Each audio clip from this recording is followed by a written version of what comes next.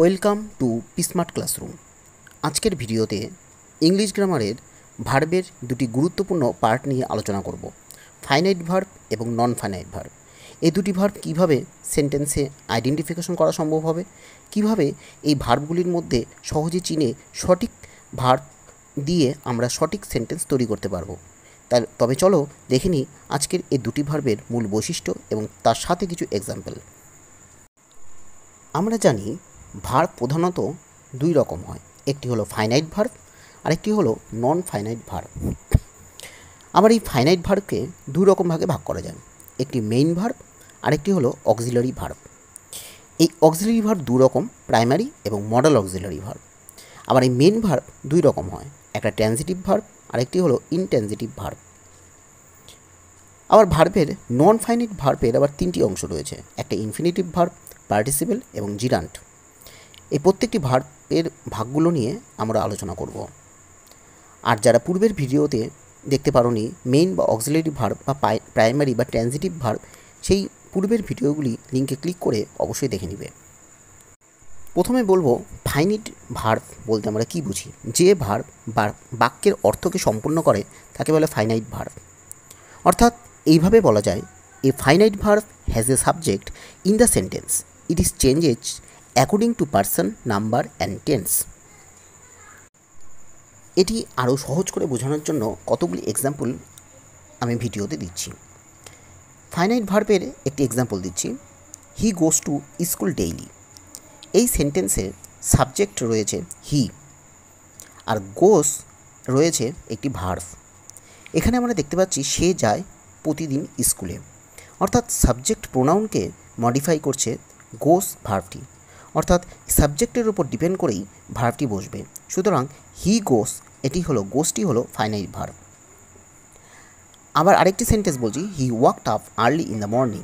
এখানে he wax, এখানে subject আছে হি এবং ওয়াক্স আছে ভার্ব, মেইন ভার্ব। এখানে ওয়াক্সটা হচ্ছে ফাইনাইট ভার্ব। আমরা জানি এই ফাইনাইট ভার্ব ডিপেন্ড করে কতগুলি বিষয়ের উপর, একটি পার্সন, একটি নাম্বার, আরেকটি হলো টেন্সের ওপর।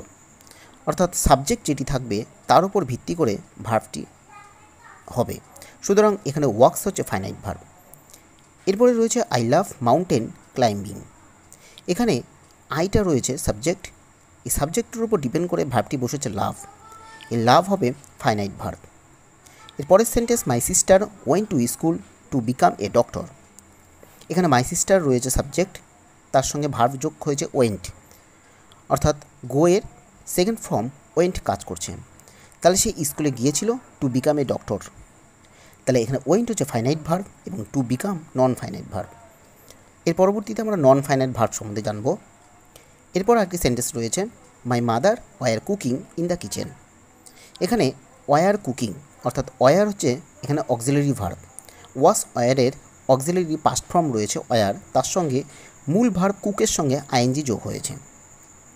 তাহলে mother were cooking in the kitchen, এখানে ওয়ার কুকিং হচ্ছে ফাইনাইট ভার্ব হচ্ছে।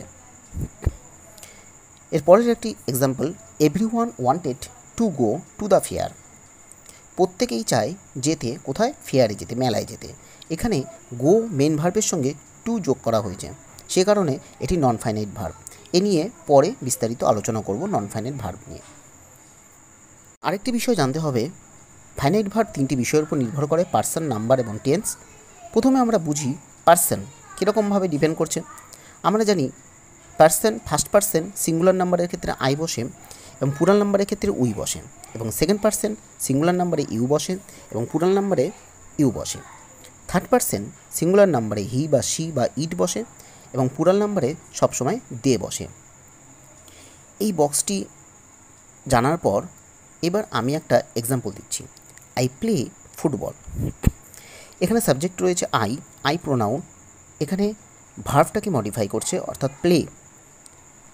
আমরা জানি পার্সনের ওপর ভার্ব ডিপেন্ড করছে, পার্সন যেরকম হবে ভার্বটা সেটাই বসবে। আই প্লে, এখানে প্লেটা হচ্ছে ফাইনাইট ভার্ব। আবার এখানে যদি দেওয়া হয় হি প্লেস ফুটবল, তাহলে হি এই সাবজেক্টের ওপর ভার্ব বসছে প্লেস, অর্থাৎ মূল ভার্ব প্লের সঙ্গে এস যোগ হচ্ছে। থার্ড পার্সন সিঙ্গুলার নাম্বার ভার্বের শেষে এস হয়, এই কারণে প্লের শেষে এস হচ্ছে। এখানে প্লেস হচ্ছে ফাইনাইট ভার্ব। এরপরে রয়েছে ফাইনাইট ভার্ব টেন্সের উপরেও নির্ভর করে। একটি সেন্টেন্স বলছি, হি ওয়াক্স অন দ্য রোড, এটি রয়েছে simple present tense. She wax on the road, এখানে শি হচ্ছে প্রোনাউন সাবজেক্ট রয়েছে এবং ওয়াক্স অর্থাৎ হাঁটছে এটা হচ্ছে মেন ভার্ব আছে, তার সঙ্গে এস যোগ করা আছে, সুতরাং এটি হবে ফাইনাইট ভার্ব। ওয়াক্স হচ্ছে ফাইনাইট ভার্ব। আর এটি যদি পরিবর্তন হয়, she walked on the road, সে রাস্তার উপর দিয়ে হেঁটেছিল, সিম্পল পাস্ট টেন্সে রয়েছে, এখানে টেন্সটা পরিবর্তন হচ্ছে, এ কারণে ভার্বটাও হচ্ছে এখানে ওয়াকড। এই ওয়াকড হচ্ছে ফাইনাইট ভার্ব, অর্থাৎ টেন্সের পরিবর্তনের সাথে সাথে ভার্বটাও এখানে পরিবর্তন হচ্ছে। এরপর আমরা জানব নন ফাইনাইট ভার্ব কী। আমরা জানি non finite verb does not change its form when there is a change in the person, number and tense. একটি ছকের মাধ্যমে নন ফাইনাইট ভার্বের ভাগগুলো আমি দেওয়ার চেষ্টা করছি। নন ফাইনাইট ভার্ব 3 রকম হয়, একটা ইনফিনিটিভ ভার্ব, পার্টিসিপেল এবং জিরান্ট। মনে রাখতে হবে ইনফিনিটিভ ভার্বের 3টি অংশ রয়েছে।